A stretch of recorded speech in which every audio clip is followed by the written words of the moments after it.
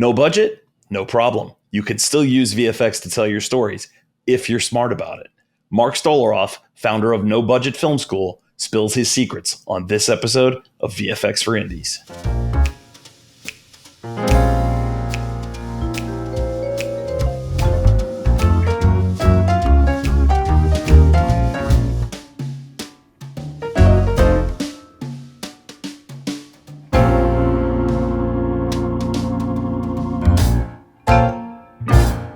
Hi, and welcome to this episode of VFX for Indies, the podcast about the intersection of visual effects and independent filmmaking. I'm your host, Paul Denigris, visual effects artist, filmmaker, and CEO of boutique VFX shop Foxtrot X-Ray.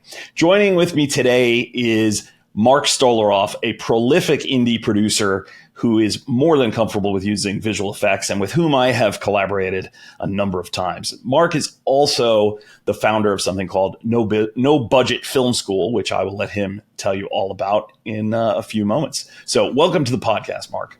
Hey, thank you for having me. Really happy to be here. Thanks for being part of this. And I know you have a ton of wisdom on this topic to share with our audience.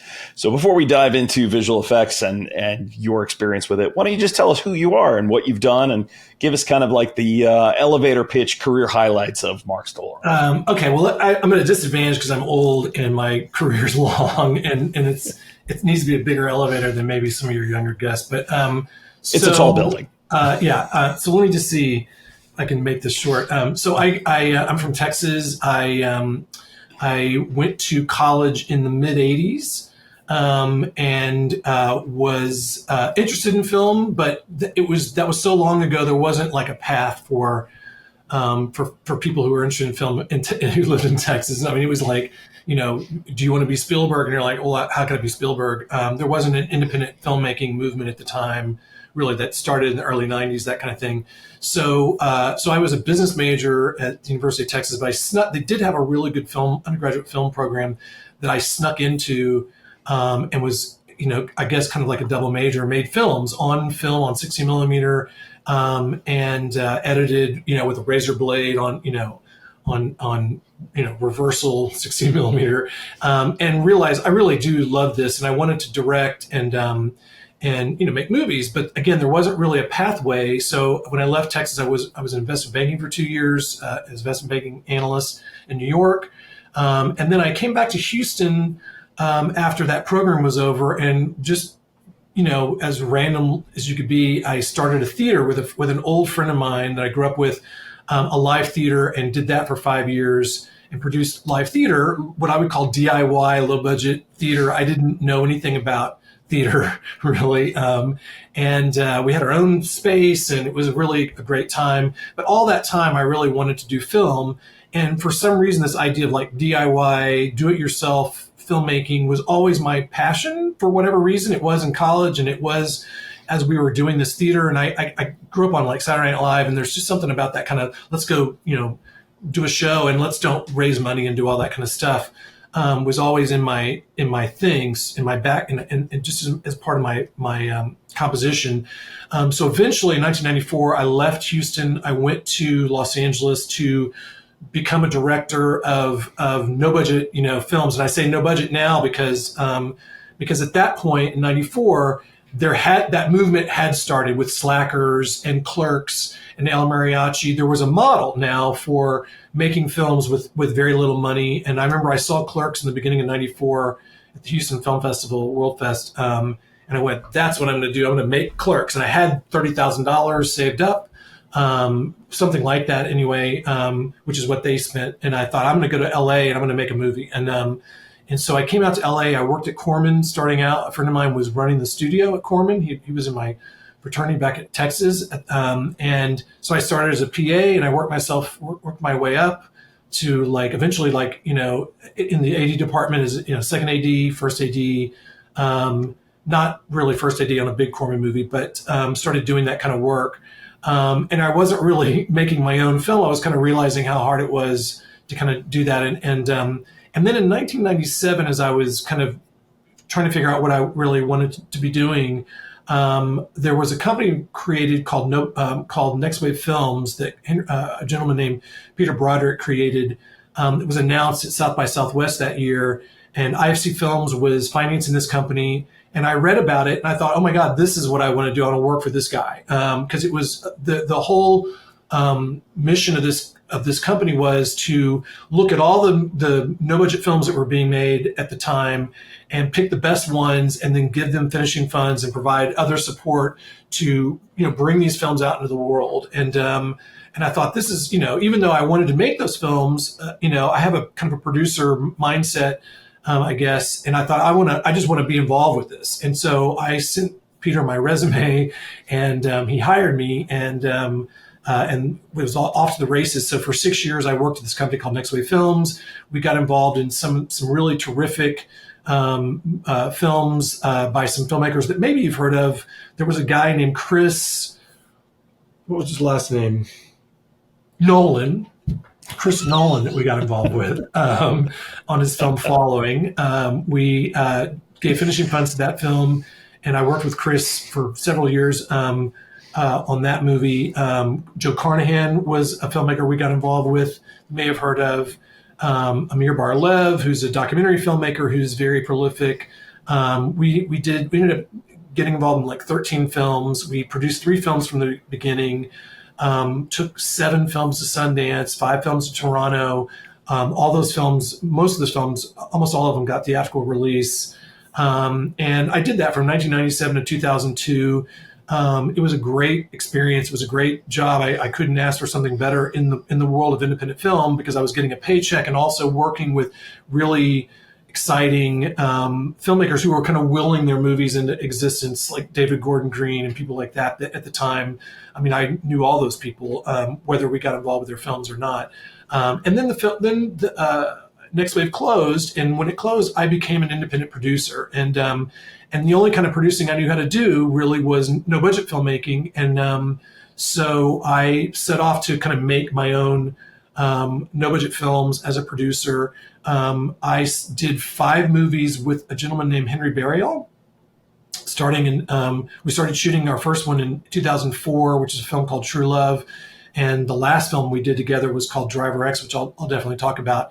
In that time frame, starting in 2005, I created No Budget Film School, which was just an opportunity for me to teach what I had learned about no budget filmmaking, both from the work that I was doing as a producer at that time, but also probably mainly the experience I had at Next Wave Films, where I saw probably 4,000 movies that were submitted to us.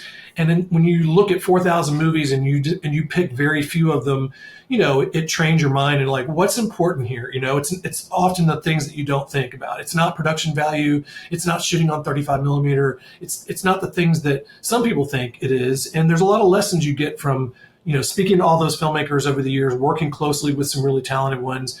And so I turned that into a 2-day weekend workshop that I taught for many years in person. I started kind of got it harder to do as my filmmaking stuff got busier. So, and then COVID hit. When COVID hit, then there wasn't anything to do. So I started teaching online classes and doing several different webinar series.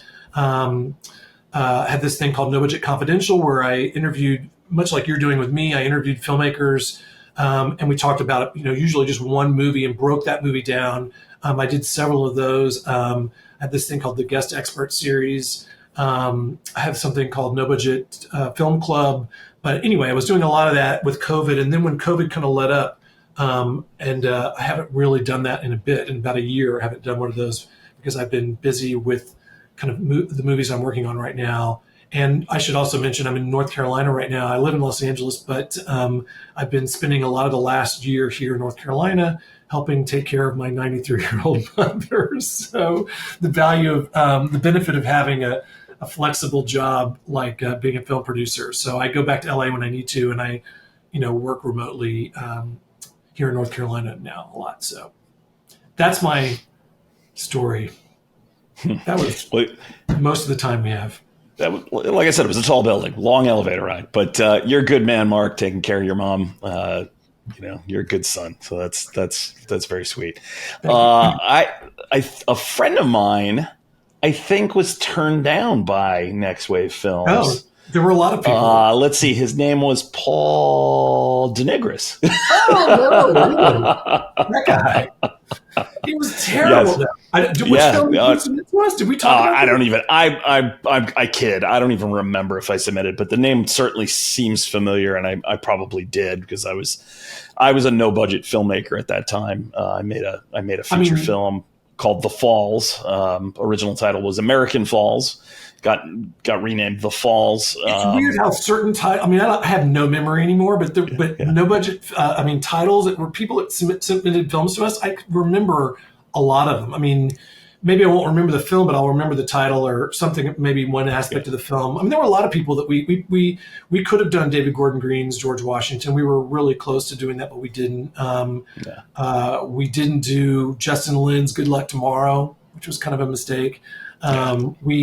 Pi would have been our first film, which we did decide to do, Darren Aronofsky's film, and then just there were a series of things that the deal fell through.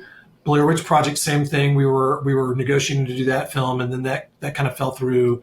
So we had some close calls in there, but again, got involved with a lot of really great films, and really it was a really fun experience doing all that. It was a wild time. It was a wild time in independent film at that really time. Exciting time. Yeah. I should also mention I the last film that I produced, which the films I do with Henry were in the like $120,000 to $150,000 range. We'll talk about that with DriverX. But even though I teach, making a film for $5,000 or $10,000, whatever money you have, in my last feature that I produced. I mean, I'm working on several movies that I'm not necessarily the producer on. I do a lot of work that's kind of producer work that I don't necessarily get the credit for, because I was hired as something else, and then I can help you with this. But the last film that I was a full producer on was a film called The Last Days of Capitalism, which we finished right before COVID. We actually premiered literally the week that COVID shut everything down at the at Cinequest, and they shut the film festival down after one screening. But that film was more of a true no budget. It was a $50,000 movie I did with a filmmaker named Adam Mervis, who's I call him a Hollywood screenwriter. He wrote 21 Bridges, and he wrote National Champions, and he's written some other scripts that haven't been made into movies yet that are going to be big movies. And he and I are working right now on a new film that we hope to do for anywhere between 150 and 300,000, depending on, what kind of interest we can get from investors. This is, if we don't get interest from investors, we'll just do it ourselves like we did the last one. But it's he's a WGA writer, so we're basically sitting on our hands. And then the SAG strike has kind of, obviously put the kibosh on that too. So, yep. So tell me about your relationship to visual effects and kind of how you have become a producer that's really comfortable with visual effects. And as you say, there's a lot of times where you come to me and you say, I'm working on this film, I'm not working as producer, but they need VFX, and you bring us on. And I think it's because of your comfort level with VFX as a whole, as a process, that you're able to guide a lot of filmmakers that you work with. Well, it's because you guys are great, also, and really great to work with, affordable and do great work, and just easy to work with. And I know what I'm getting and all that kind of stuff. So, and I have worked with other vendors for different reasons. And that's not always the case with other vendors. But I think that I came to it in a way that I think a lot of maybe filmmakers. I mean, if you have a lot of money, then doing VFX isn't necessarily all that hard, probably, because someone will give you a bid. It'll be expensive, and you say okay, and you write the check, and they do the work. And I've never made movies like that where you had all that money, and so I just thought VFX were, they weren't for me because they were expensive, and I wasn't really doing those kind of movies. And now what I've learned is that, several things. One is that, you use VFX for all movies, dramas, little movies, whatever. They don't have to be, action films or horror films or supernatural films to have VFX these days. The cost of VFX has come down. A lot of what you can do yourself, has been made easier. And so really VFX are for everyone, no matter the budget. And the more you kind of know what you can do, the better. Like, oh, set extensions. I didn't know I could do this, or I can erase signs, or, just simple things that that the more you kind of know what's available, the more you'll use them, and the more you know how to use them.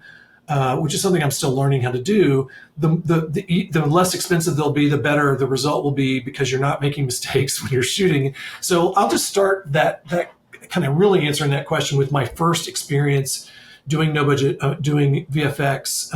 My first real experience. I mean, I guess I did a film called Pig several years ago that we had a couple of shots, but I don't really call them VFX shots. They were just these weird shots we hired someone to do for us.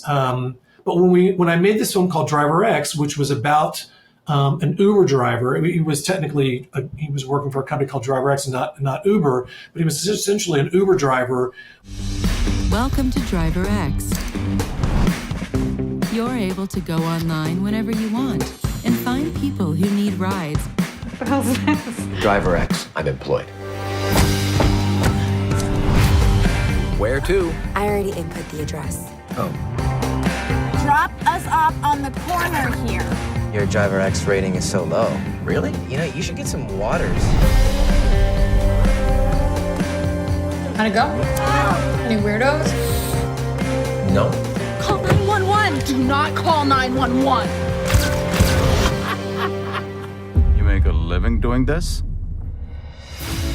We knew going into that movie we were going to have some VFX, because we had an app that was like this fake Uber, company app that we were going to see on the phone. I mean, that was the main thing we thought we were going to be doing VFX for, and we had to figure out, like, well, what is this going to be? We had to create the app first of all, the overlay, the user interface, this fake Uber, user interface, and then we had to composite it on the phone, and it was in a lot of shots, and we knew that going in. And I'll just say that DriverX, the end cost of DriverX, when it was all said and done, was $136,000. But when I started shooting it, I literally had no money. I just put it on credit cards. I didn't know what the cost of the movie was going to be. I budgeted for something like $100,000.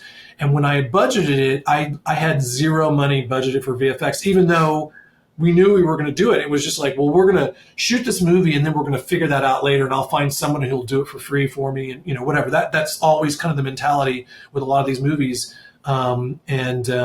So we started shooting it. We didn't talk to I didn't know you yet. I don't think. I'm trying to remember when I met you, I think at the Phoenix Film Festival, but I don't remember if it was with DriverX. It might have been because I think you were.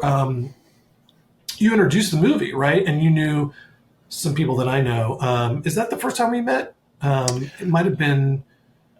Yes, I believe you're right. I believe I did introduce the screening of DriverX at Phoenix Film Festival, and that was after our mutual friend Paul Osborne had introduced us. Right. And then we didn't know each other when you were in post on DriverX, but then we worked together on another project, and then when DriverX was about to go to distribution, you came to me with a couple of things. I had a couple of minor too, right? A couple of minor fixes that picked up, yeah, right? Yes. So if I had known you when I was in 2015 when we were shooting DriverX, I would have called you up and I would have said, "Hey, we're about to shoot this film, and I don't know how we don't have this interface yet. What's the best way to do this phone thing?" We didn't talk. I talked to a couple of people, and I didn't get like the really advice. Oh, put markers on the phone or whatever that advice would have been. So we made that job really hard, and we. An easy thing would have been to build the interface first and actually have it playing on the phone, not have to do the compositing. Right. But we rushed into making the movie for a variety of reasons, and it was all like fix it in post kind of a thing. And, sometimes that's just the way it works. And so turns out on DriverX, I had 45 shots. Most of them were these phone shots, but then there were other things. We had some text on the screen, kind of, fun text on the screen stuff. We had we had a little bit of removal. We had a dolly shot that needed to be stabilized. And so I didn't know how I was going to do all of that. So it took about a year. It took a couple of years to shoot DriverX, just the nature of the beast, not having the money. And my lead actor was Patrick Fabian was on Better Call Saul, and we had to work around his schedule. And so we shot it over periods. And in the middle of shooting DriverX, I got another gig as a producer. I was more of a hired gun, which I usually am not. I'm usually putting the movie together and financing it myself and all that kind of stuff. But I did this film called Devil's Whisper, which was about a $500,000 horror film that had like CGI, character and all kinds of visual effects. In fact, I think that film had like about 150 shots. I'm scared, Father. What are you scared of? Alex. Do you believe in demons? Demons, evil spirits, and the devil himself represent man's darkest desire. Do you guys believe in ghosts? This will always be part of Alex for the rest of his life. And what the hell does an evil spirit want with you? It wants to possess me. We're up against something very powerful, very dangerous and deadly.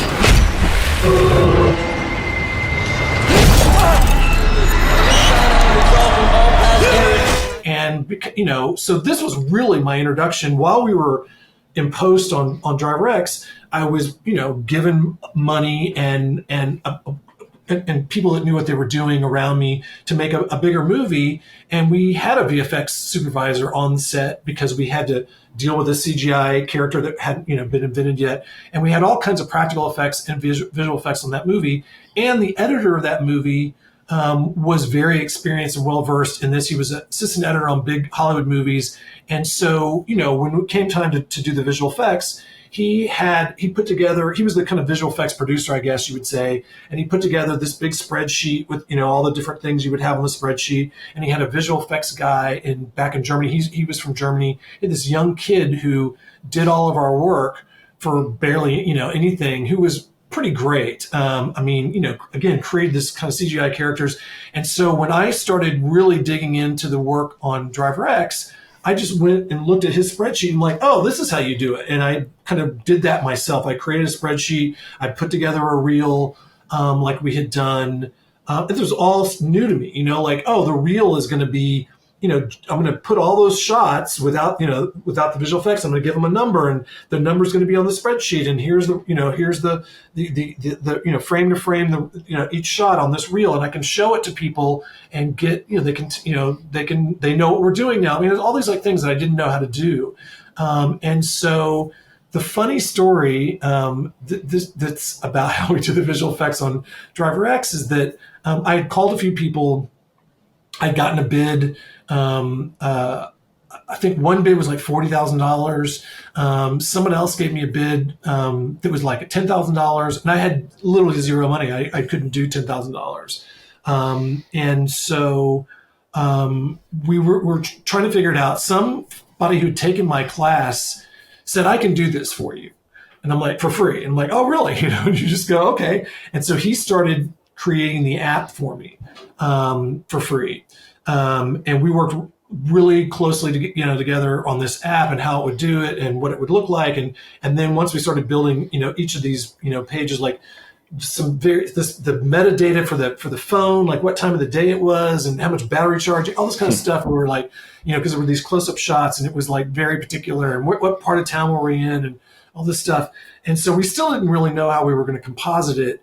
I think I got a bid maybe to do compositing for like $5,000 or $6,000 from somebody who was presented to me as like, this is the guy who's really good at doing, very inexpensive, shots or whatever. And then at that same moment, my lead actor, Patrick Fabian, was at like a diner, and someone came up to him and said, "Hey, you're on Better Call Saul." And he's like, "Oh yeah." And he goes, "Oh, my wife loves that show. And, it would be cool if we could get a picture together or whatever." And so he took, did the picture, and he goes, "So what do you do?" And he goes, "Oh, I do visual effects." So he's like, "Oh, really?" And he gets his card, and I connect up with him, and we said, "Listen, we're finishing this movie. We have all these shots. We don't know how we're going to do them." He's like, "Listen, my wife's such a big fan. I think Patrick's great. I'll do them for free if like we can take him to dinner or something like that." And we're like, sign us up. So he did all these composite shots that were like, some of them were really hard because we just gave him shit. I mean, really bad, like, difficult stuff. And it took a long time because he also worked at a big company. In fact, he did a bid. He had to present us with a bid from that company. So we would pass on the bid. And that bid was like, it's incredibly expensive. And then, he did these shots for us. And I ended up paying them both a little bit of money just because I had, as a thank you, but they both did it for free. And, we ended up with all these shots on DriverX. And the funny thing is, I think I shot and finished Devil's Whisper before we finished, DriverX, even though we started shooting DriverX before. That's just, again, the nature of making a movie when you don't have all the money. So at that point with Devil's Whisper and DriverX, I had kind of been thrown into the water, into the deep end a little bit, and learned a little bit. And then I did this show, Millennial Mafia, which you mentioned, which was a much bigger budget, like $1.5 million budget. We were doing it for E1. It was a TV series that we shot as like a feature because it was 10-minute episodes. And so we just shot it as one, kind of hour and a half, whatever movie. I think when I was initially involved, it was just as a production accountant. And then I became the post-production supervisor, which I do a lot of now. I do that combo all the time now. I do production accounting, DIT, and then a post-production supervisor. That's my weird skill set, I guess, outside of producing. So I worked with my really good friend Liam Finn on that film, who was my line producer on Devil's Whisper, and I'd known him for a million years, but we'd never worked together until Devil's Whisper.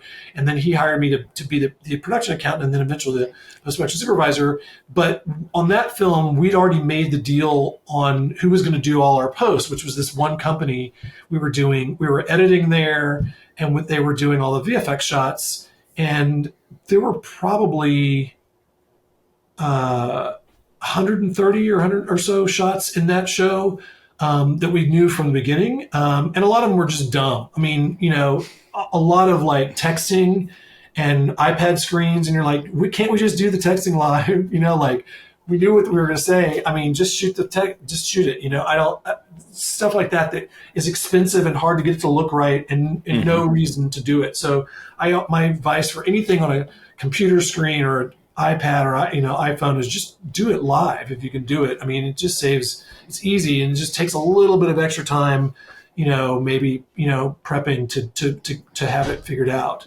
But we had a lot of different. We do to that point. We do quite a bit of work on phone and computer screen shots where the actors are actually interacting with something on the screen. And then we replace it because, glare or focus, or they decide to change the word, or maybe, something was there's a typo in the graphic, or the director decides they don't like the color scheme, whatever. But it helps so much to have them actually, hitting their thumbs on the right part of the screen. So you'd be surprised how many actors they have iPhones in their pocket and they forget how to use an iPhone when you hand them one that's blank. Or we didn't have an iPhone. Like everybody on the set has an iPhone. Like somebody can put their iPhone up, But I mean, that's a good point. So if I were to ask you, so even if I knew I was going to replace some of it or whatever, have them do as much of it practically as possible helps you. Is that the? So we had all these different kinds of shots. We had like blood. There was a scene where there was like a big fight. There was like blood splatter and a blood pool. There was a scene where they cut up a body in a comic way. It was this show was funny, and there was like stuff there. We had all these different kinds of shots, but the thing that we didn't count on going in was we had shot in 2 locations with Graffiti. One of them was a location that we had rented this location, signed the deal. The guy that owned it had done the graffiti himself. He'd hired a artists or whatever to do the graffiti, because that's the kind of look. He rented it as a location that had graffiti. It was like supposed to be like a kind of a dangerous place or something. And we didn't think we were going to have to worry about that graffiti. And then the other location, it was just in the background, just people who were tagging in the background. It wasn't like an artist or whatever. And then there was this lawsuit in New York or something that happened like right after we shot, where someone got some kind of a sued because their graffiti was in a movie or something. I don't know. And the circumstances were probably a lot different than our circumstances, but it basically scared the shit out of the legal department at, E1. And they were like, well, you guys have to, remove that graffiti, because they couldn't get on the building that they'd hired the artist. That artist disappeared or something. They couldn't get any kind of a release for the graffiti, and we were like, okay, you're gonna have to remove all the graffiti. I mean, this is like everything you see is graffiti, and we're like, how the fuck are we gonna do that? And so I went back to Yoshi, the guy who'd done the stuff for me on DriverX, and he did this. He completely turned it into like 3D, just like removed everything and then built it all back up, and then hired somebody to do the graffiti, whatever. It was insane what he ended up doing. And then that was, I think, the first time I'd actually worked with you.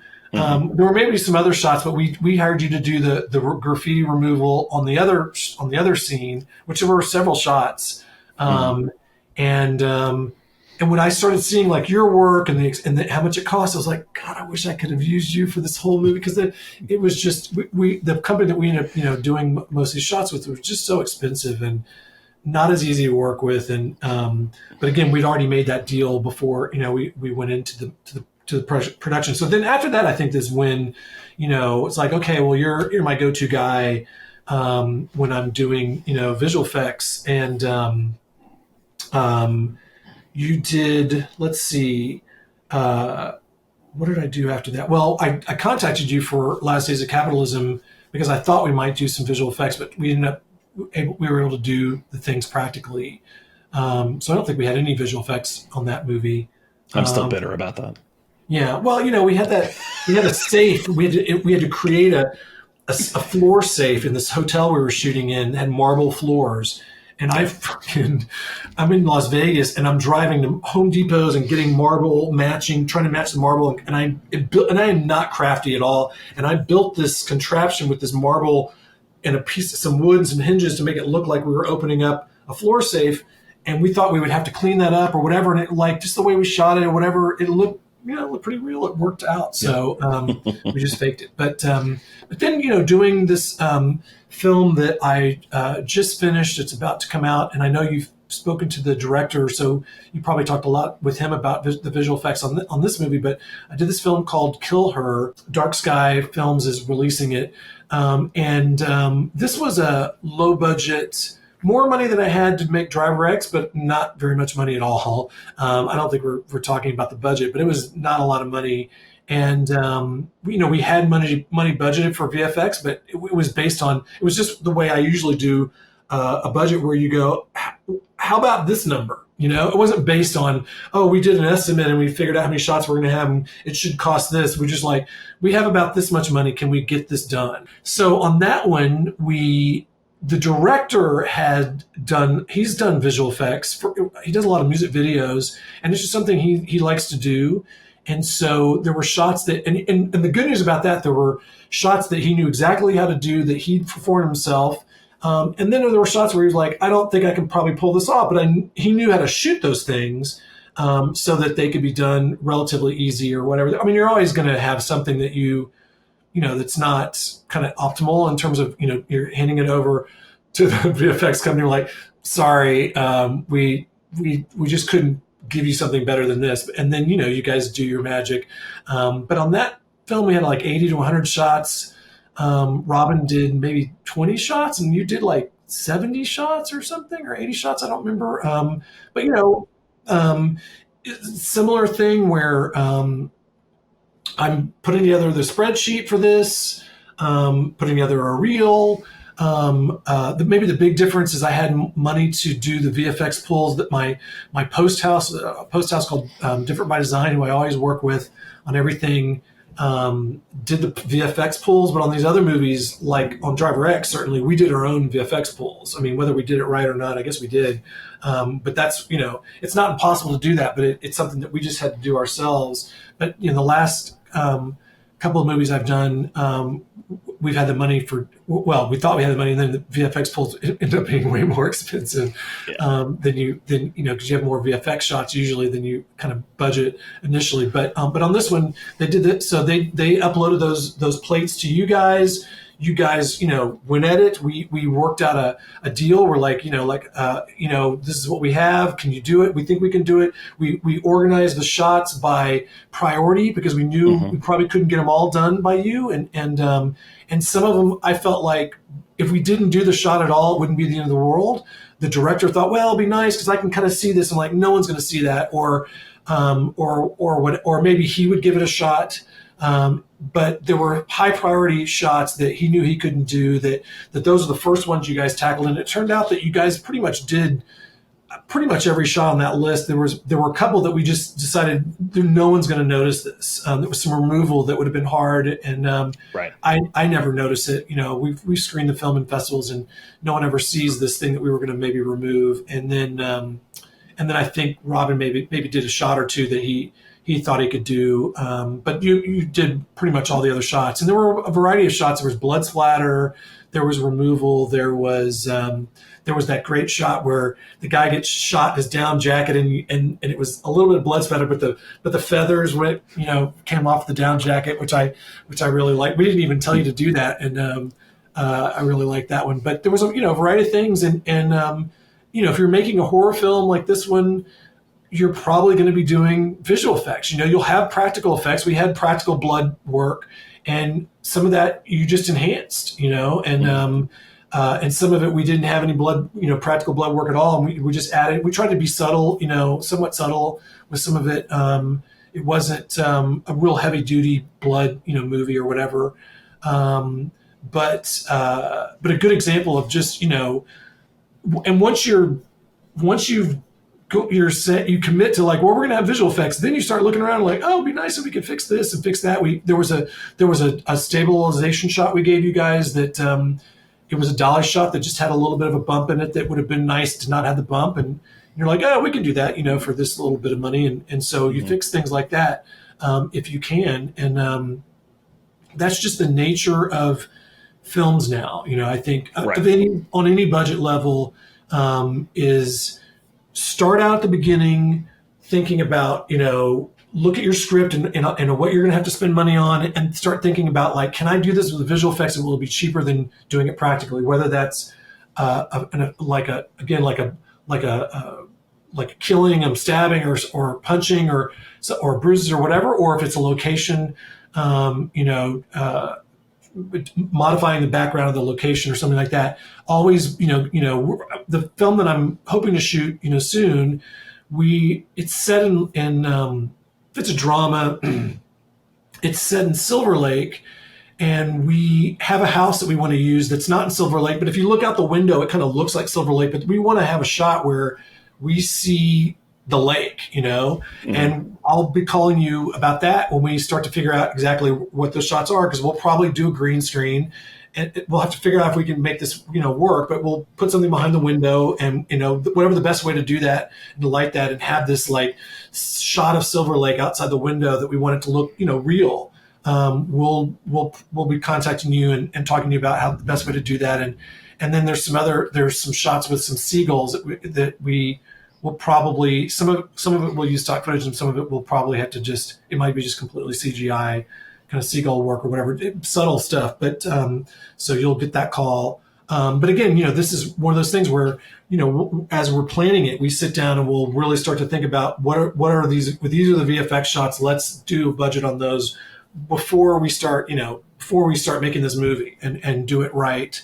I'll just say the last film that I'm just delivered. I mean, I delivered Kill Her probably 3 weeks ago, just finished delivering that film to the distributor. But this one, we just delivered like a couple of weeks ago, which was a film called Family Ornaments, which my partner Liam Finn actually wrote, and he produced. He's usually a line producer, but on this one he wrote it and produced it for Tubi. It's a made-for-Tubi Christmas movie. And we knew an executive at Tubi that was actually an executive on that Millennial Mafia movie. I mean, he's since kind of moved on, but knew him, and we pitched him this movie where it was like a high concept movie where, it's family, it's Christmas, and the family buys this Christmas ornament that you make a wish to, and they without getting into the kind of details of the story, these Christmas ornaments come to life and they attack the family in a kind of a fun, like Jumanji, Gremlins kind of a way. And so the director of the movie is a visual effects supervisor for a big company called, or it's a company called Mammal. They do visual effects for big studio films. When you see like a big Marvel movie and you see at the end, there's like 6 or 7 different companies that do different aspects of it. Mammal, sometimes you'll see their name, and that's the kind of visual effects that they normally do. And Greg, the owner of Mammal, is like a lot of people. They come out to California and you want to be a director, and then you get caught up in something else that you're good at. And this may be your story, Paul. It's like I really came out here to direct, but I'm good at this, and now I make a living doing this, and I never ended up going back to directing. And so Liam knew Greg and gave him that opportunity, like, hey, do you want to direct a movie and do all the visual effects for this movie, and do them for a good price. We won't have a lot of money to give you for the visual effects. So that movie has, I can't remember now, 400 or 500 shots. It had a lot more shots than we thought, because that's what happens. And when you're working with a visual effects person, you just have a lot more shots. And when the only tool you have is a hammer, everything looks like a nail, right? So when you're a VFX person in the director's chair, you're like, yeah, that's a VFX shot. Yeah, we'll do this later. We'll do this. So, and we had an editor on that one, Frank, who he was a visual effects producer on Ted Lasso, and so he really, it was a really good, for no money, for really having very little money, because that movie, it was more money than, again, like Kill Her, but not the kind of money you would have to do the fact. We have all these CGI characters. This is, I don't know, it would be like millions of dollars, and it was not millions of dollars if we had paid full price. But on that one, I'll just say this as a kind of lesson learned from I would say a real movie, like a real VFX movie. From the beginning, like, this is going to be, VFX is being a huge part of this movie. The things that caught us off guard were, and these are, people, experienced people, is the number of shots. So when we're budgeting the VFX pools, we came in way under, because there were just so many more shots that they had to do pulls for. And then the amount of time it took a lot more time. So I would always just, if you're budgeting for this and you have a lot of shots and you're going to have like a post house do your pulls, you need to budget more than you think probably for that. Then the amount of time it took, Greg has his way of doing it, and vendors and this and that, outside vendors and whatever, doing a lot of the work himself, but it took a lot more time to get these shots done.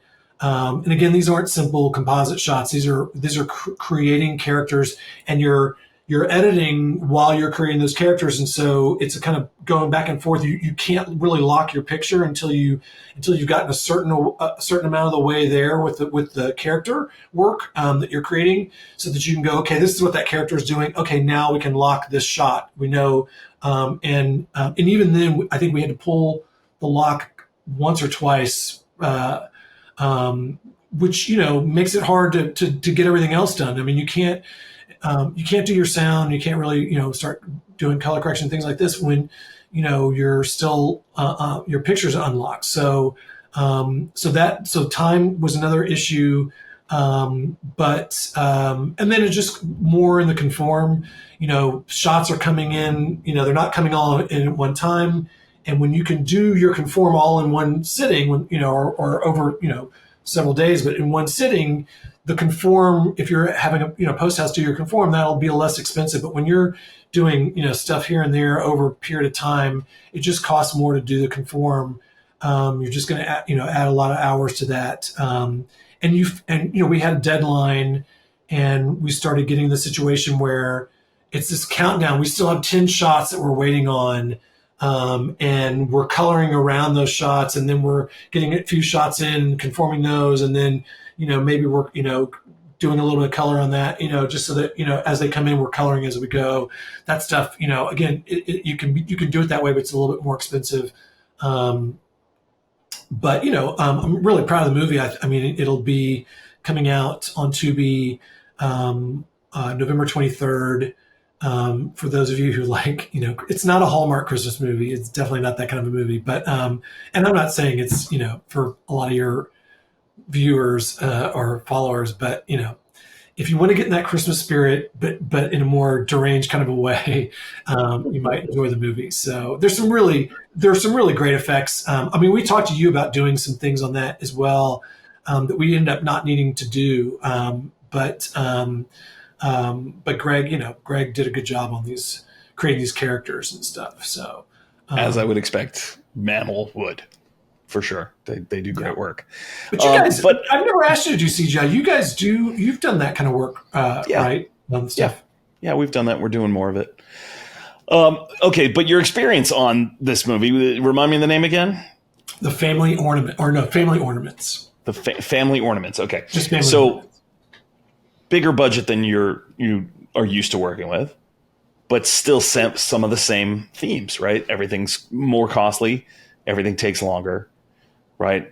There's always things that surprise you, things that you didn't budget for. There's a few technical terms that you've used a couple of times in this episode, and I want to make sure that for our less technically minded audience members that we address what those are. So you've used the term. I hope I got them right, because I'm not that great at this stuff either. You definitely have. You've mentioned VFX pulls, and you've mentioned the conform. So why don't we just really, really quickly, for filmmakers who maybe are completely new to this, or maybe are just they're DIY people who have never had to think about how do we pass information back and forth between different vendors, different departments. If we could just address those. Yeah, and I'll just say this. Let's start, from a way of doing it when you just have no money. So it's pretty simple to think. Normally, when you shoot, and this isn't always the case, and I recommend if you're really working with no money to not do it this way. But normally, you're shooting on a, let's say you're shooting in 4K. I'm often shooting just ProRes, which I prefer to shoot. In fact, the last several things I've done, got one more movie in the hopper that we will be, I've already contacted you a little early on that one. We've changed the movie so much. I don't know. A lot of those shots are gone now, but there's another movie that I'm finishing. All the last three movies we essentially shot like ProRes, 422 HQ, like camera original. But often people are like, I'm shooting 8K raw, and whatever, and you're shooting these huge files, and then you're editing with a proxy. So you're shooting this, 4K or 8K, raw, and you can't, you don't want to edit that. So you're creating an HD, let's say ProRes proxy media that you're editing with, and if you're editing on an Avid, which I've been doing the last 2 or 3 shows, which doesn't always, it's a little sometimes tricky with the conform part of it. At least when you're conforming in Resolve, can be tricky. You're doing all this proxy work, and you're coming up with your edit in, that you've got an edit decision list and this proxy, but you have to go back to the camera original footage and apply that edit decision list back to that camera original. So you're going to give basically these instructions. You could do that yourself, I guess, but I'm working with this company called Different by Design, and I'm handing them I'm turning over these instructions, the AAF and the edit decision list. And I'm giving them all the original media, and they're going through however they do it in their little black box of Resolve and whatever, and they're basically taking all they're taking all that footage and editing it.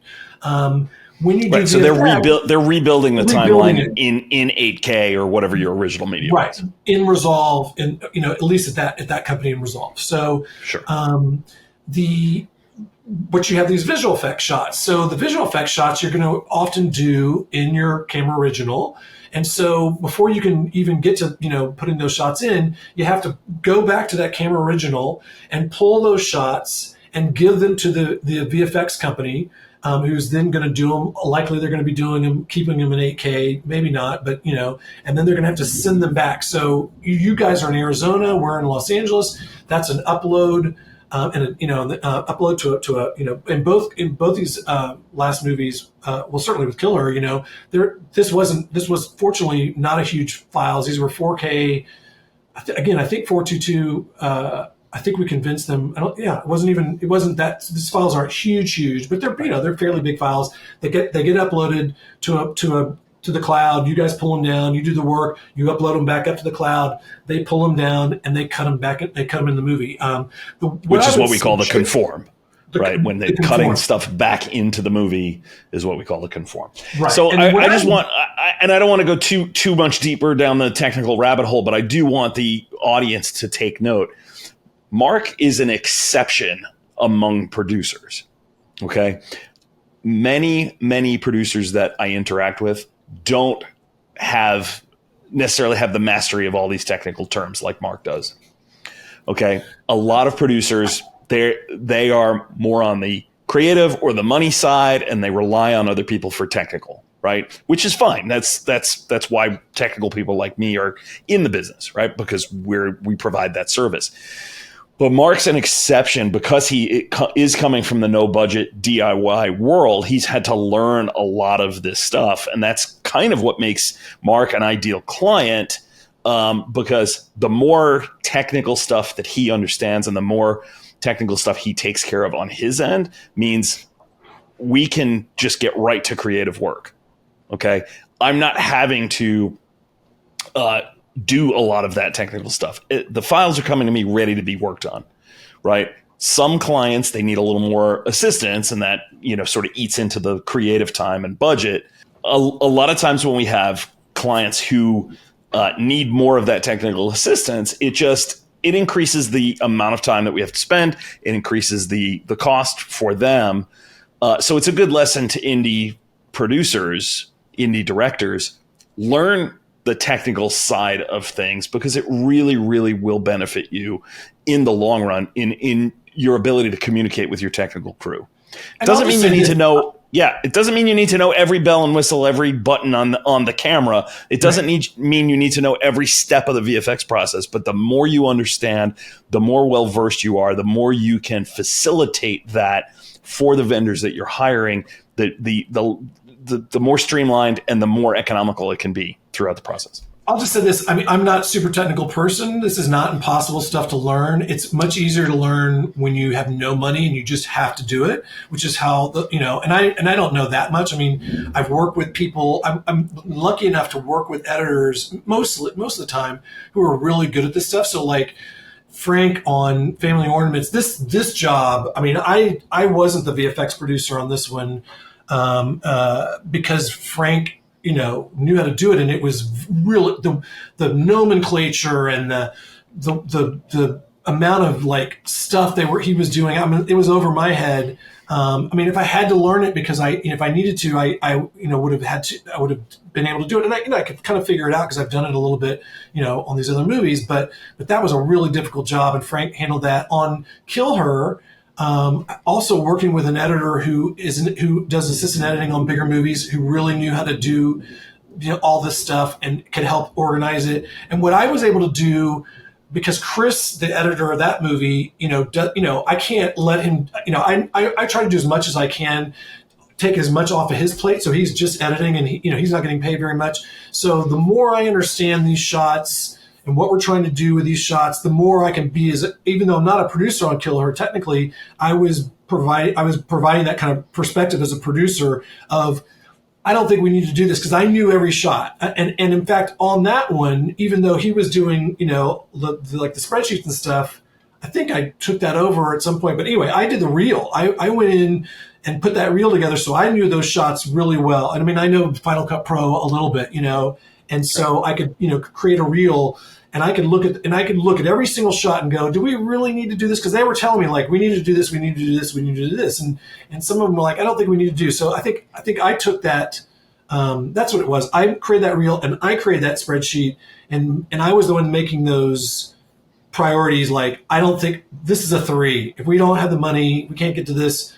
Let's don't do this. And so I think that's really helpful when you don't have money to be able to know that process and not just have other people tell you we have to do this, or you have to have some understanding so that you're so as a, if you're a producer who's in charge of the money, you're making good decisions. But I'll say this one other little thing, something we did on DriverX as much as we could, but we couldn't completely do it. But the other thing you can do to save money with this stuff is if you can edit with your camera original, and you can really, if you're shooting 4K ProRes 422 HQ, you could edit that in Premiere, or you can edit a proxy and then go back and do the kind of conform pretty easily. I'm not a Premiere editor, so I may be wrong on this, but you should be able to go back and create a QuickTime with the 4K ProRes. And if you can cut those shots, if you can do those pulls yourself, which it's not impossible to the editing system helps you do that. You can do those pulls and you can get those shots and you can cut them in yourself. If you can do that, and then you're cutting those shots in, and then you're sending your post house a single QuickTime, with all the repositions, all the things that editors do that aren't visual effects, which is now just like every editor is doing.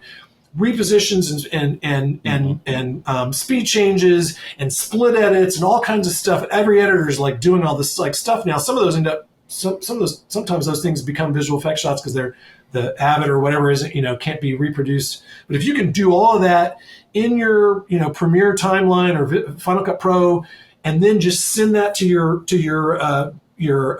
post house, then the conform is done. That's the conform. Essentially, you can do that conform yourself, and then you're not spending all that money. And then what they'll do is they'll do what's called a notch conform, where they take that single QuickTime that has all that stuff baked into it. Not the color. The color isn't baked in, but all the repositions and those effect shots have all been cut in and baked in. And they'll put it in Resolve. Resolve will cut it up into the shots.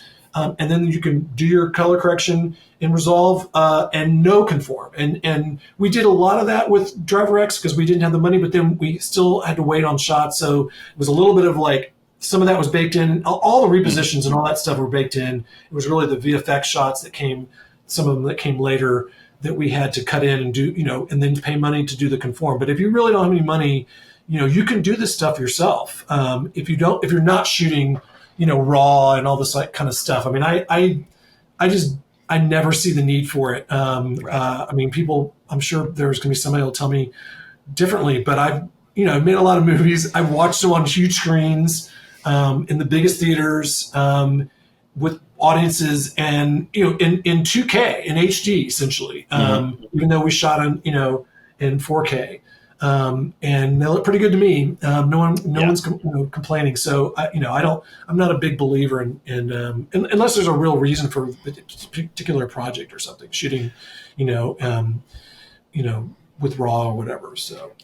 Right. Well, a lot of times independent filmmakers become very enamored of the gear and the number of pixels, and they spend their money on that rather than spending it elsewhere, creatively that can help them. It ultimately comes down to story, right? All of these things are tools to help us tell the story.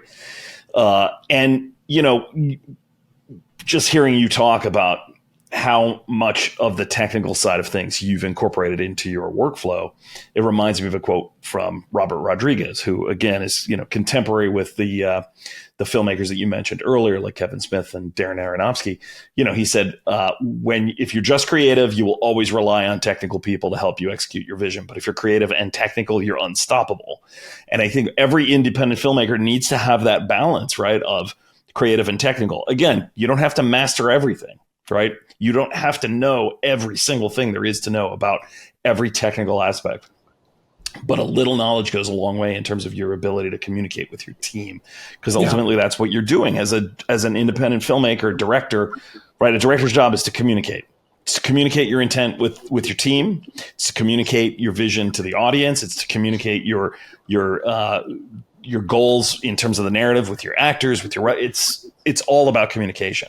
And so you're literally working with one hand behind your back if you don't have an understanding of at least a modicum of the technical stuff. Yeah, and I speak for all the old people, because if you're young, you're learning this stuff in high school and you're a whiz at all this stuff. But if you're an old person like me, you can learn it. And again, you don't have to know everything.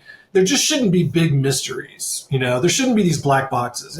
Avoid as many black boxes where you just go, I don't know what that is, and there's still a few black boxes for me. But I try to, and again, being forced into having to learn it is probably the best way to do it when you don't have any other alternative but to do it yourself or learn it yourself. That's usually a good way. And that's how I've learned a lot. I mean, I didn't know any editing system until DriverX. I didn't know how to, I knew iMovie, but I had to learn Final Cut Pro because we were editing in Final Cut Pro, and there was stuff that had to be done, and we couldn't pay people to do it. And I learned Final Cut Pro, and now I know Final Cut Pro, and I'm not a good editor, but it's helpful, and I've used it to do like delivery stuff. Like that's another area where you can save money by just doing certain delivery things yourself. If you know how to do some of that stuff. I mean, I've learned how to do a few of those things. I prefer not to, and I would prefer to pay somebody to do it and do it right. So, but yeah, it's not impossible.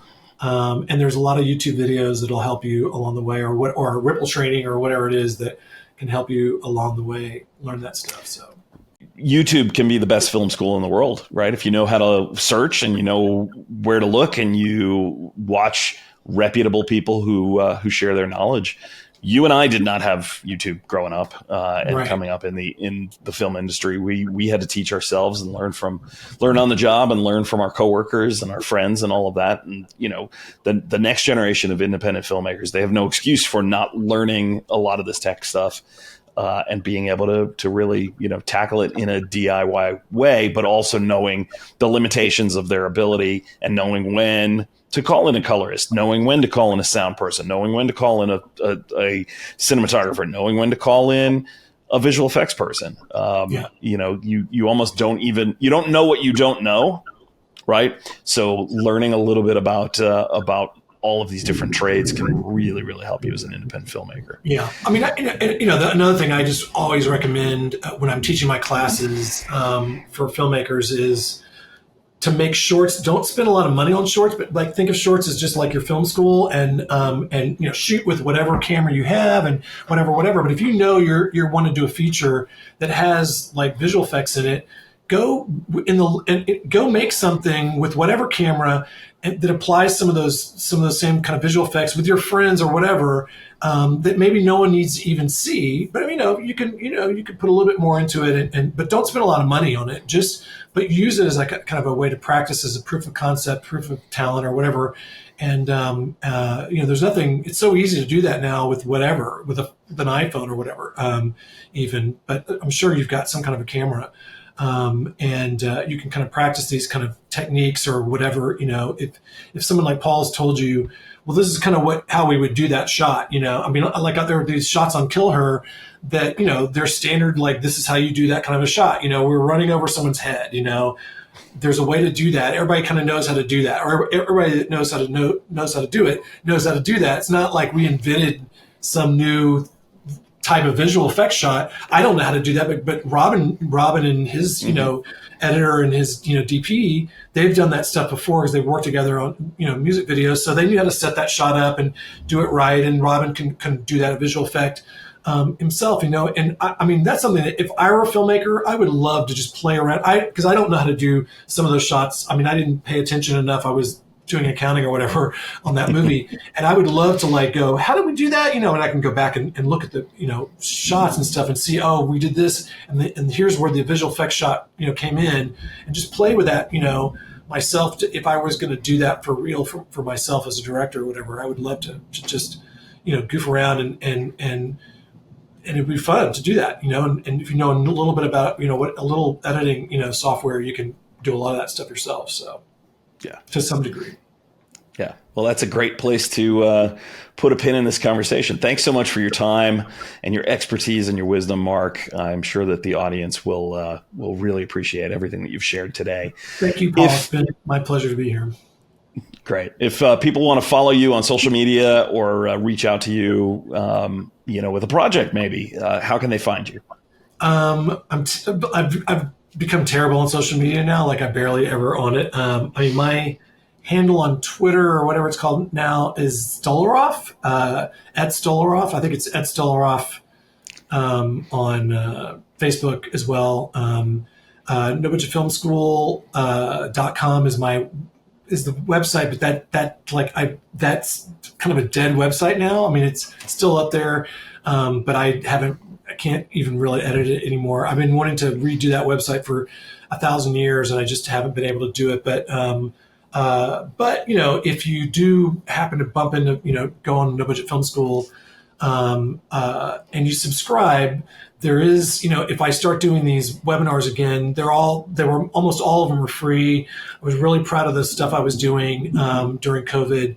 And I'm hoping to do some of those again when I get back to LA on a kind of full-time basis. And then my website, markstolaroff.com, has my contact information and, stuff that I've done and some of the writing I've done over the years. I used to do a lot of writing. So the little bit's on that website and some of it's on, NoBudgetFilmSchool.com. Great. I'll include those in the show notes, and I encourage people to follow Mark and follow his career. He's got lots of cool stuff coming up, and I'm sure you'll hear more about projects that we collaborate on this show in the future. Thanks so much for watching and or listening. If you are watching the show on YouTube, please subscribe, leave us a comment, let us know what you liked, ask questions, give me feedback. Tell me what you'd like to see on a future episode. I definitely want to hear from you. If you're listening on iTunes or Spotify or some other podcast aggregator, a follow, a star rating, and a review will go a long way towards helping us reach our audience. And if there's an independent filmmaker in your life who needs to hear this stuff, please send them the show. I think they'll benefit a lot from what my guest here, Mark, has shared. On behalf of everyone at Foxtrot X-Ray, I'm Paul Denegris, and I thank you for your time and for watching the show. See you next time.